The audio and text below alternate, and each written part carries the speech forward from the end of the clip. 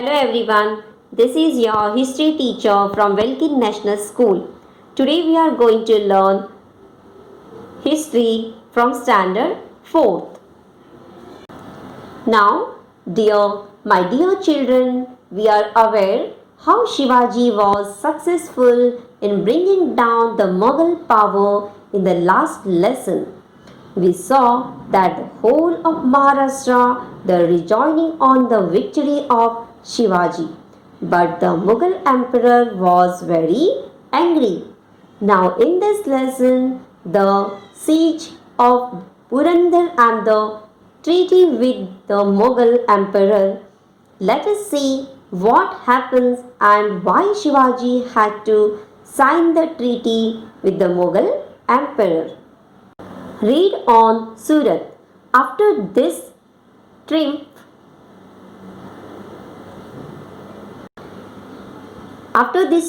Shivaji did not sit idle. Aurangzeb's troops were laying waste the whole of Maharashtra.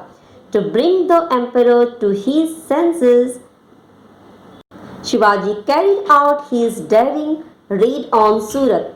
Surat was so far away from Pune that no one but Shivaji could have thought of this daring raid. Surat was then a great center of trade in the Mughal Empire and a very rich city. Shivaji carried out the raid successfully and brought home a booty worth lakhs of rupees. Shivaji did not forsake ethics in the raid on Surat. He spared the churches and mosques. He did not show disrespect to women. The raid on Surat drove Aurangzeb into a furious rage. He now decided to put an end to the Maratha kingdom. He ordered his great general Mirza Raje Jai Singh to humble Shivaji, to assist Mirza Raje in the campaign. He sent with him his trusted Sardar Diler Khan. The two landed in the Deccan with a huge army and unlimited funds. Swaraj was in real danger. Immediately after his return from the expedition of Surat in 1664 AD, Shivaji Maharaj heard a sad news. Shahaji Raje had suffered an accidental death while a hunt. Shivaji and Jijabai were greatly grieved. Holding his mother close to his bosom, Shivaji Maharaj consoled her. Siege of Purandar by the Mughal army. Purandar was one of Shivaji's big and strong forts. Diler Khan knew that Shivaji could not be defeated as long as he was the master of Purandar. He therefore laid siege to this powerful fort. He had a huge army under his command. Murarbaji was in charge of the fort. He was a determined fighter who would not easily yield to threats. He was also supported by brave troops.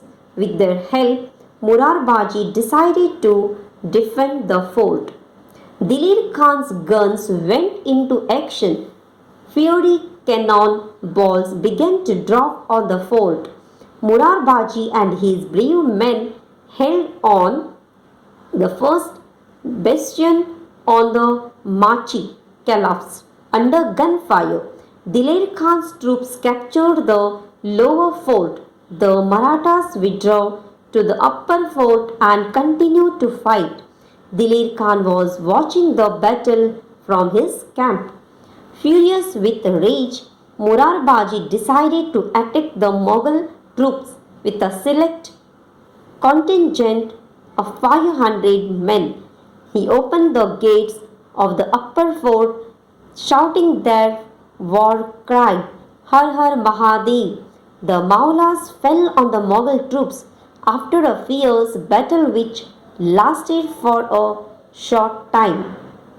The Marathas routed the huge Mughal army which fled towards Diler Khan's camp. Murarbaji followed them in hot pursuit.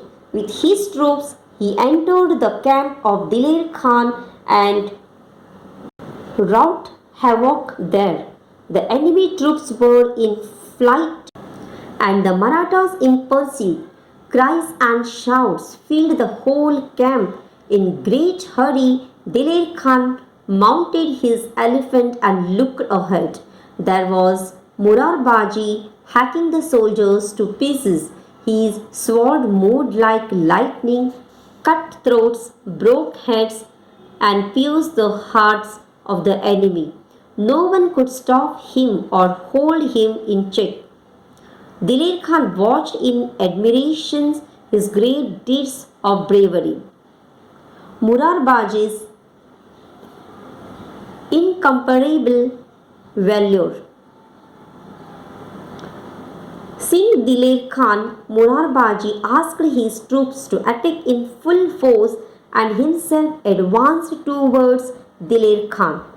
Whoever tried to obstruct him was cut to pieces. The Mughal troops at last surrounded Murarbaji on all sides. Just then Diler Khan shouted, "Wait! Hold back your swords!" The Mughal troops halted and moved back a little. Then Diler Khan addressed Murarbaji, "Until now I have not seen a swordman like you. You come over to our side. I promise you complete safety. The emperor will make you a sardar and reward you with a jagir." His eyes red with anger, Murarbaji said in return, "We are the loyal servants of Shivaji Maharaj, who wants to buy safety from you. Why should we come over to your side? And who wants your emperor's jagir?"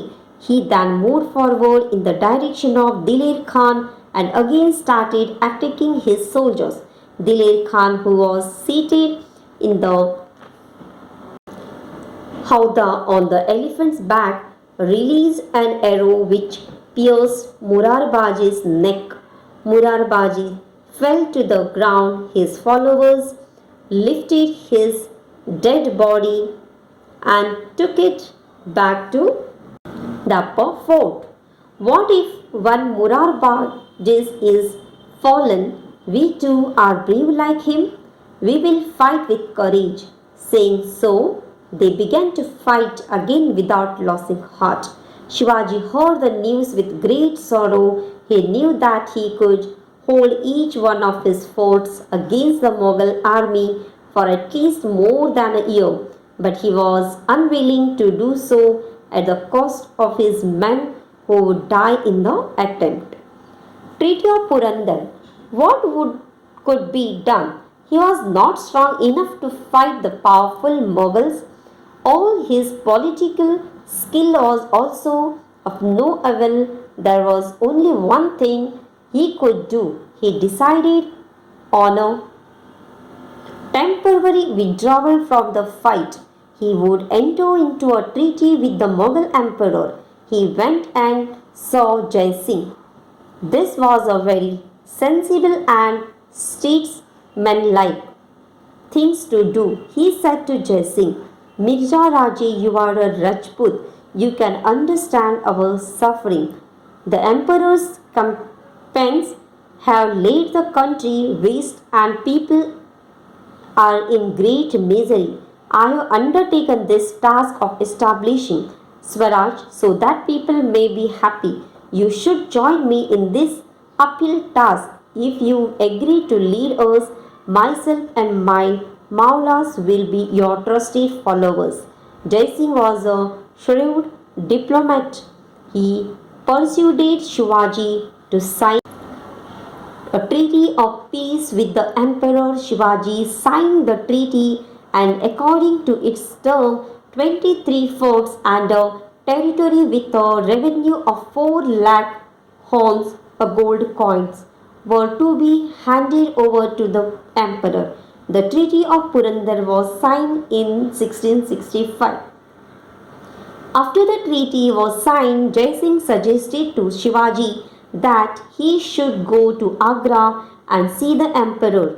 He also guaranteed Shivaji's safe return. Shivaji thought over the suggestion. He knew that the emperor could not be trusted. He had proved treacherous to his own brothers. But in the end, Shivaji decided to take the risk and face the situation as cautiously as he could. He informed Jai Singh that he was willing to go to Agra to meet the emperor. I hope you all of you understood. Read the lesson. Thank you.